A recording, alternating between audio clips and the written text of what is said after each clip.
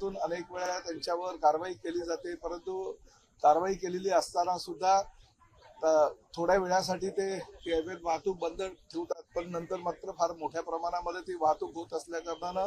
अनेक प्रवाशांचा जीव सुद्धा धोक्यात गेल्याच्या अनेक घटना आमच्याकडे आलेल्या आहेत. तशा तक्रारी आमच्याकडे प्राप्त झालेल्या आणि प्रामुख्याने एसटी महामंडळ जे हे राज्य शासनाचं एक महामंडळ आहे आणि सर्वसामान्य गोरगरीब जनतेला ही सुविधा पुरवत असताना एसटी महामंडळाच्या रोजचा जो खर्च आहे तो खर्च सुद्धा फार मोठ्या प्रमाणात वाढत चाललेला आहे, परंतु प्रवासी संख्या कमी होत चाललेली आणि ह्या अवैध वाहतूक होत असलेल्या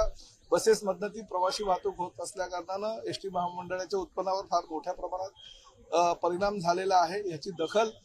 प्रशासनानं आणि प्रामुख्यानं मंत्री या नात्यानं मी घेतलेली आहे आणि कालच या बैठकीमध्ये निर्णय असा झाला की उद्यापासून म्हणजे 1 मार्च पासून राज्यामध्ये जवळजवळ 1 महिना ह्या अवैध वाहतूक ज्या ठिकाणी केली जाते त्यांच्यावर कडक कारवाई केली जातील, त्यांचे जे ड्रायव्हर आहेत त्यांचे लायसन्स रद्द केले जातील, ज्या बसेस किंवा काही ज्या 4 व्हीलर गाड्या चालतायत त्यांची परवाने रद्द केले जातील, अशा प्रकारची ही मोहीम आहे आणि ही धडक मोहीम फार मोठ्या प्रमाणात घेतलेली असल्या कारणाने याला कुठेतरी आळा बसेल, परंतु भविष्यामध्ये महाराष्ट्रातील अवैध वाहतूक पूर्णतः बंद व्हावी यासाठी आम्ही कसोशीने प्रयत्न करतो।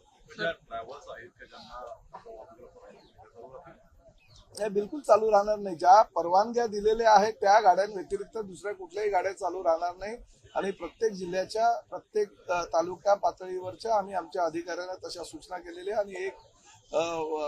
मार्च पासूनच त्यावर कारवाई करण्याच्या सूचना केलेल्या आहेत आणि 100% यावर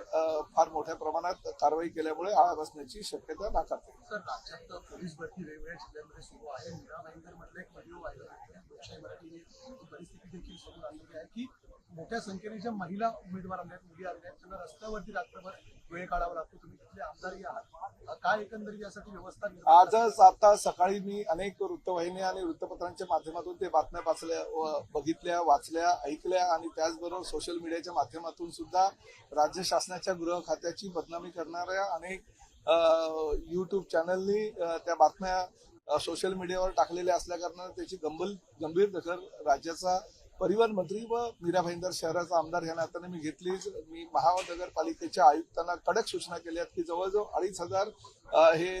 परीक्षार्थी आहे आणि वसई विरार मीरा भाईंदर महापालिकेच्या हद्दीतील आणि पोलीस आयुक्त कार्यालयानं ही भरती प्रक्रिया चालू केलेली आहे। 25 मार्च पर्यंत ही भरती प्रक्रिया चालू होणार आहे। मी अतिरिक्त पोलीस आयुक्तांशी आता चर्चा केली आणि त्यांना स्पष्टपणे सूचना केल्या की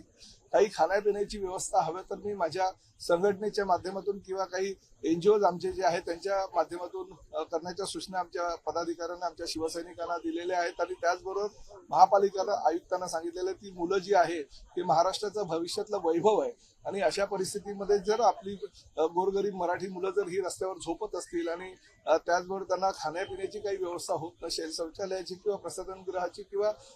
आंघोळीची व्यवस्था जर त्या ठिकाणी पोलीस प्रशासनातर्फे जर करण्यात येत नसेल तर निश्चितपणे ती जबाबदारी महापालिका म्हणून आपण घ्यावी। महापालिका हद्दीतील जे काही BSUPच्या इमारती आहेत, MMRDची जी घरं आहेत, त्याचबरोबर महापालिकेचे जे काही हॉल्स आहेत त्या ठिकाणी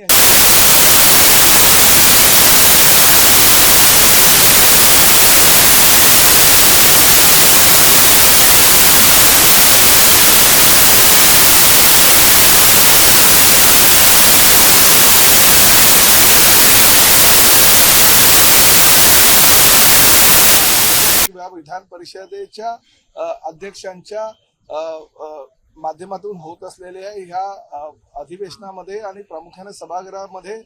जर अशा प्रकारे काही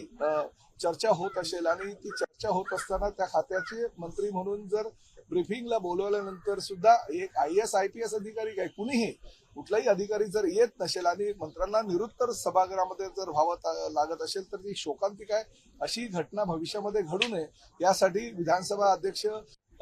यांनी जो निर्णय दिलेला आहे त्याचबरोबर त्यावर ताबडतोब मुख्यमंत्र्यांनी घेतलेली भूमिका खरोखर स्वागतार्ह आहे। भविष्यामध्ये अशा प्रकारे मंत्र्यांच्या ब्रीफिंगला हजर न राहणे किंवा जाणीवपूर्वक सभागृहामध्ये मंत्र्यांना अडचणीत आणण्याची प्रक्रिया जर काही IAS IPS अधिकाऱ्यांच्या माध्यमातून किंवा कुठल्याही वरिष्ठ अधिकाऱ्यांच्या माध्यमातून होत असेल तर भविष्यामध्ये त्याला चाप बसेल। केलेली कृती अतिशय योग्य आहे आणि भविष्यामध्ये सगळ्या अधिकाऱ्यांनी याची दखल घेणं गरजेचं आहे। बरोबर वर्षापूर्वी जो दुर्दैवी प्रकार झाला त्यानंतर आजही तिथं कुठल्याही सुरक्षेचे एक उपाय नाही. स्वारगेट डेपोमध्ये जी काही घटना अतिशय गलिच्छ जी घडलेली आहे त्याला बरोबर आज 1 वर्ष झालेलं आहे. काही वृत्तवाहिन्यांनी त्याचे रिपोर्ट तयार केलेले आहेत. काही वृत्तवाहिन्यांच्या प्रतिनिधींनी काल रात्री त्या ठिकाणी जाऊन चित्रीकरण सुद्धा केलेलं आहे आणि त्यामुळे स्वारगेट प्रकरण झाल्यानंतर त्या खात्याचा मंत्री म्हणून मी जाऊन ताबडतोब चौकशी केली. तेथील जे अधिकारी होते ज्यांनी हयगय केली त्या कर्मचाऱ्यांना आणि अधिकाऱ्यांना मी निलंबित सुद्धा केलं होतं. परंतु तरी सुद्धा जर अशीच परिस्थिती वर्षभरानंतर सुद्धा ह्या स्वारगेट डेपोची होत असेल किंवा राज्यातील कुठल्याही डेपोची जर अशी परिस्थिती होत असेल निश्चितच भूषणावह नाहीये. कारण मी स्वतः बघितलं काही चॅनलच्या माध्यमातून काही महिला प्रतिनिधी जेव्हा चॅनलला बातमी देत होत्या तेव्हा रात्री 1:31, 1:45, 2:10 ह्या वेळेस सुद्धा बसेस सताड उघड्या होत्या आणि त्यामध्ये काही जर चुकीचे घटना घडले तर त्याला जबाबदार सुद्धा राज्य शासन किंवा परिवहन खातं म्हणून आम्हीच असणार होतो. आणि एखाद्या कर्मचाऱ्यांवर अधिकाऱ्यांवर जर कारवाई केल्यानंतर सुद्धा ती घटनांची पुनरावृत्ती परत होत असेल तर निश्चितच या बाबतीत कठोर कारवाई केली जाईल.